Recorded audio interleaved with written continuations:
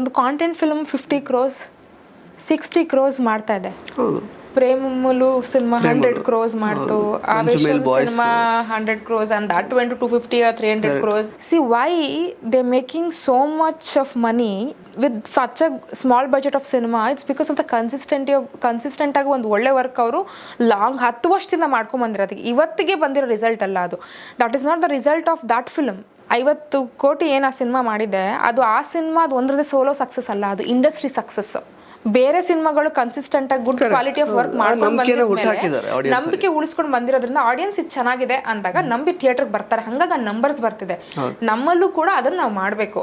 Raj sir ಒಂದು ಮಾತು ಹೇಳಿದ್ರು ಯಾವುದೋ ಇಂಟರ್ವ್ಯೂನಲ್ಲಿ, ರಾಜ್ ಬಿ ಶೆಟ್ಟಿ ಅವರು, ನಮ್ಮ ಇಂಡಸ್ಟ್ರಿನಲ್ಲಿ ಒಬ್ಬನ ಸೋಲೋದಕ್ಕೆ ದುಡ್ಡು ಕೊಟ್ಟು ಅವ್ನು ದುಡ್ದಿರೋ ದುಡ್ಡನ್ನ ಖರ್ಚು ಮಾಡಿ ಒಬ್ಬನ ಸೋಲನ್ನ ಬಯಸ್ತಾನೆ ಇಲ್ಲಿ ಅಂತ. That shouldn't happen. ನಾವು ನಮ್ಮ ಕಾಲ ನಾವು ಹೇಳ್ಕೋಬಾರ್ದು. ನಾವು ಒಬ್ರಿಗೊಬ್ರು ಸಪೋರ್ಟ್ ಮಾಡಿದಾಗ ನನ್ನ ಸಿನಿಮಾ ಸಕ್ಸಸ್ಸು ಇನ್ನೊಂದು ಸಿನಿಮಾಗೆ ಹೆಲ್ಪ್ ಆಗುತ್ತೆ, ಆ ಸಿನಿಮಾ ಸಕ್ಸಸ್ ಇನ್ನೊಂದು ಸಿನಿಮಾಗೆ ಹೆಲ್ಪ್ ಆಗುತ್ತೆ. ಹಾಗೆ ನಾವು ಹೋಗ್ತಾ ಹೋಗ್ತಾ ಹೋಗ್ತಾ ಎಲ್ಲ ಸಿನಿಮಾಗಳು ನಮ್ಮ ಇಂಡಸ್ಟ್ರಿಗೆ ಹೆಲ್ಪ್ ಆಗಿ ಇವಾಗ ಏನು ಒಂದು ಸೂಪರ್ ಹಿಟ್ ಸಿನಿಮಾ, ಒಂದು ಕಾಂಟೆಂಟ್ಸ್ ಫಿಲ್ಮ್ 2 ಕೋಟಿ ಹಾಕಿ ಮಾಡಿದ್ರೆ 5 ಕೋಟಿ ಬರೋದು, 50 ಕೋಟಿನೂ ಬರುತ್ತೆ. ಬಟ್ ಅದು ನೀನೊಬ್ಬನಿಂದ ಆಗೋದಲ್ಲ, ನೀನೊಬ್ಬ ಒಳ್ಳೆ ಸಿನಿಮಾ ಕೊಡೋದ್ರಿಂದ ಆಗೋದಲ್ಲ. ನೀನು ಇಡೀ ಇಂಡಸ್ಟ್ರಿ ಒಳ್ಳೆ ಸಿನಿಮಾ ಕೊಡೋದ್ರಿಂದ you will also make it 50 crores tomorrow. Let's work towards that. Okay, let's have a competition. ನಮ್ಗಳ ಮಧ್ಯೆ ಬೇಡ, ಲೆಟ್ಸ್ ಕಾಂಪಿಟ್ ವಿತ್ ಅದರ್ಸ್. ಆ ಥರ ಜಲಸ್ ಇಟ್ಕೊಂಡು ಅಟ್ಲೀಸ್ಟ್ ಆ ಥರನಾದ್ರು ಫೈಟ್ ಮಾಡೋಣ. Let's leave it.